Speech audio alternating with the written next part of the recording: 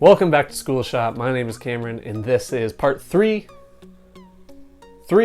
of my how to build an arcade cabinet, Bartop style. And go ahead, jump back in, learn something. The next thing I did is flip the cabinet over and drill in the feet where I wanted them using some simple wood screws. I then drilled a 5/8 hole in the corner that I could run LEDs up through.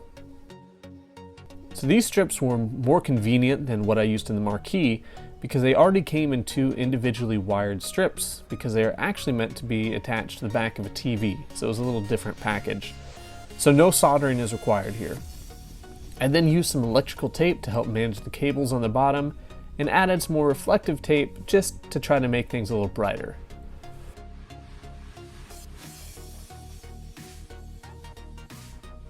Now what I'm about to show you here is a solution to a bit of a unique problem.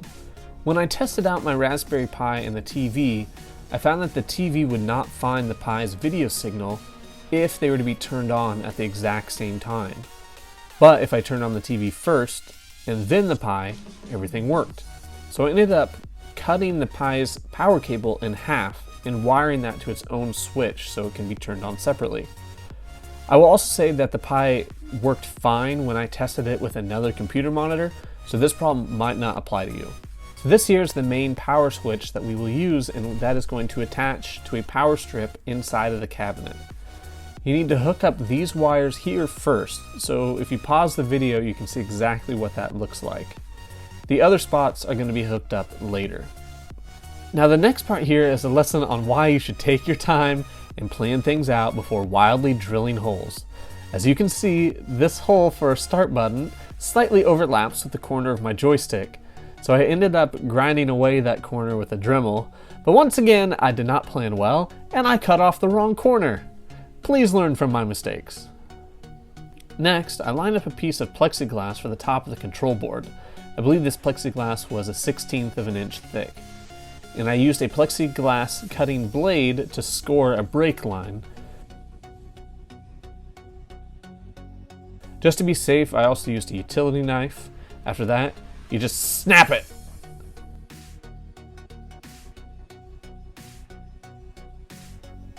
Yah! Yah! After that, I lined up the glass with the control board on top of a piece of scrap and clamped it down. From there, I went back to each hole and cut through the glass. Be very careful here because if you rush, you could crack that plexiglass. Now I've jumped ahead a bit because I lost some footage, and I've started installing buttons and joysticks from the underside. And I'm mounting the joysticks with 1/2-inch wood screws. You can also see as I flip it over, I've applied a decal here to the front. That was very easy to do. I'm sure you can figure that out yourself.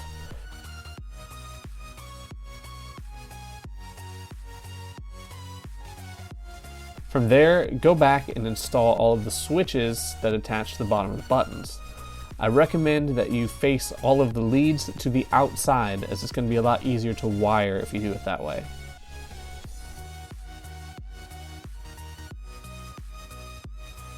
You can then start attaching the wires to the controller's circuit board, and then I just screwed the circuit board up under the control panel out of the way of the buttons when I was all finished.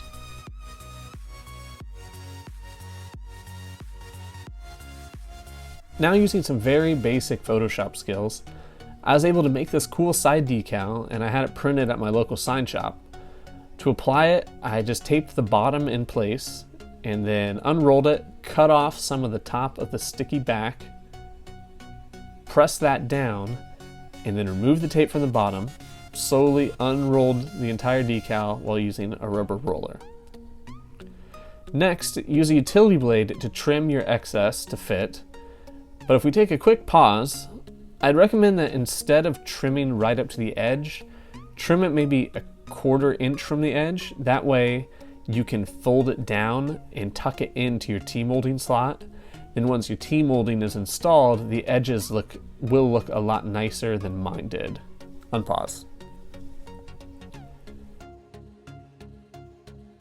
Now that all the decals are on, it's time to finally start installing all the electronics inside of the cabinet.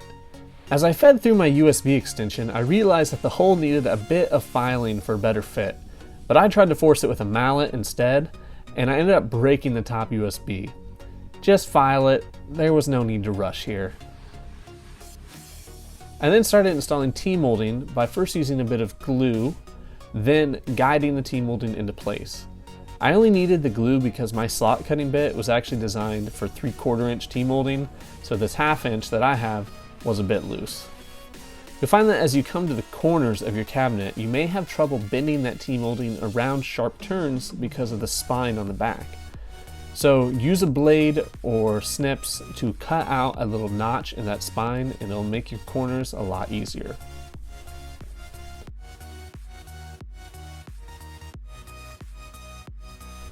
For the marquee, I carefully installed the plexiglass from the inside of the cabinet, and I didn't need to use anything to hold the glass in place because it happened to be such a tight fit that it stayed in on its own just fine and it has never moved.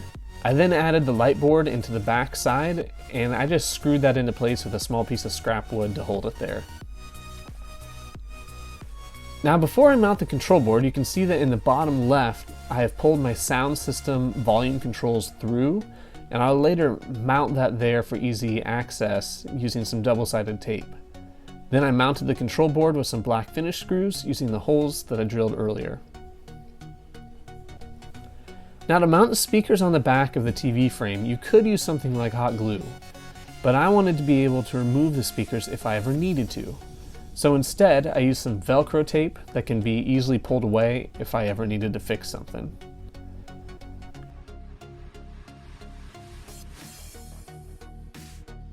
Now just like before with the control board, we can carefully place our monitor in there and mount it with some black finish screws in our pre-drilled holes. The speaker covers I bought came in 2 pieces, an outer ring and the grill that goes in the middle. I used some painter's tape to eyeball where I wanted the outer rings to go, then I drilled some small pilot holes.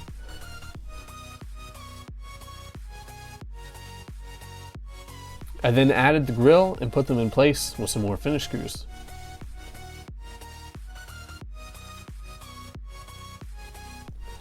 And with that, the front of the cabinet is done.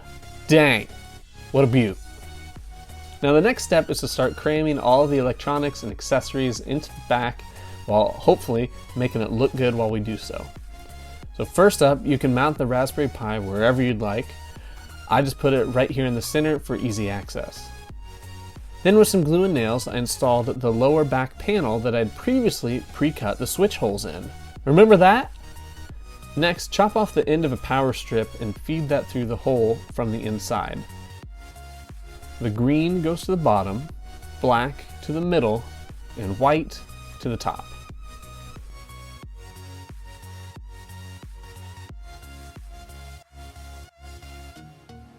Next, I took the 2 separated ends of the Pi power supply and fed them through from the inside and wired those to our second flip switch.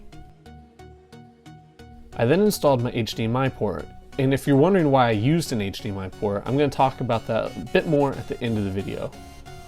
I then added a USB bus to the power strip to power all of my LEDs.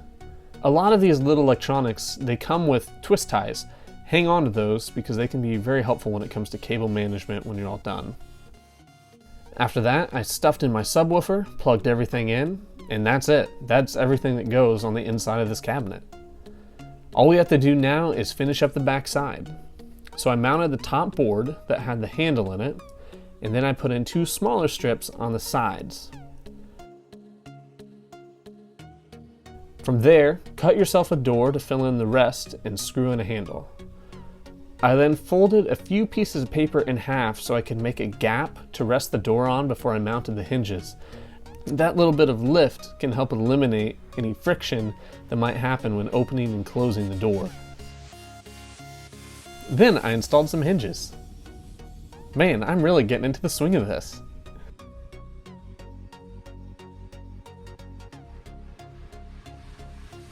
I then installed a magnetic latch, but it was really weak and didn't keep the door closed very well, so I installed a sliding latch as well.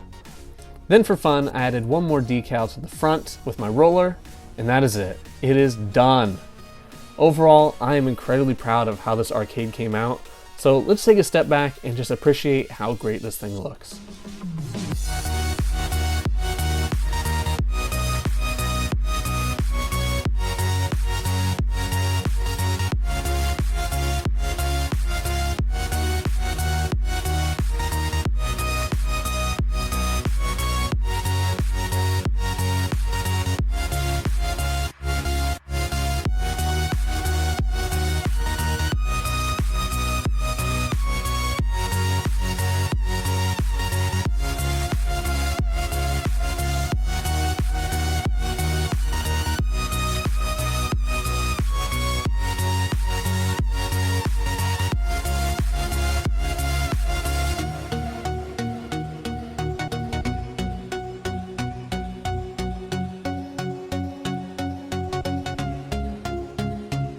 Some things I learned while building this, for one, is you really need to plan out your spacing for where you're going to put your buttons and controls. So as you can see here, I actually put my joysticks too close to the edge, where while resting on this, if you play too long, you've got your palm is resting right on the edge of the arcade, which can really dig in after a while. Same can be said about the screw that I held down the control panel with. So your hand's resting on this edge, it's resting on this screw. It's not very comfortable.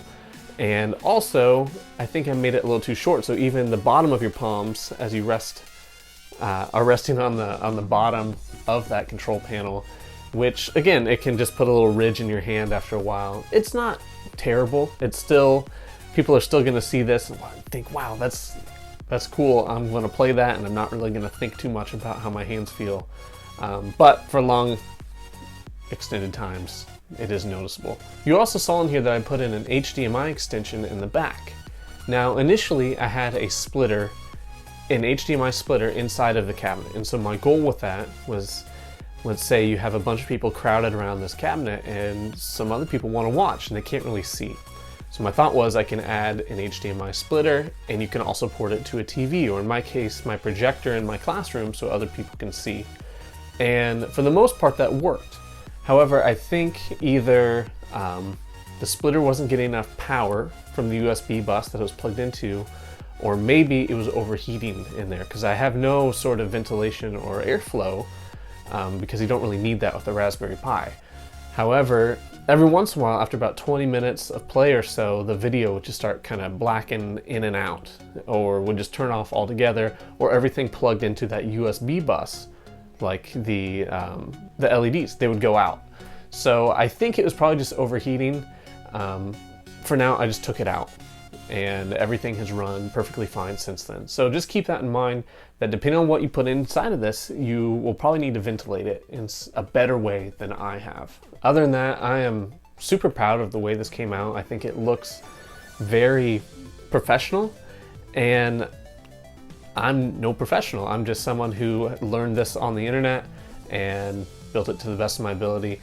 Really, T-molding and graphics do a great job of giving things a really clean finish.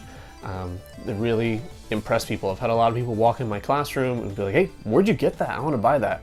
And I said, ooh, I built that with my two hands. Like, no, you didn't. That's insane. I've had people like, hey, can you build me that? And I'm like, yeah, probably. It'll take a lot of time. Again, I'm very proud of the way this came out. And I think that does it. So thank you so much for watching. I hope you learned something, and good luck to you on your own build. See you in the next video.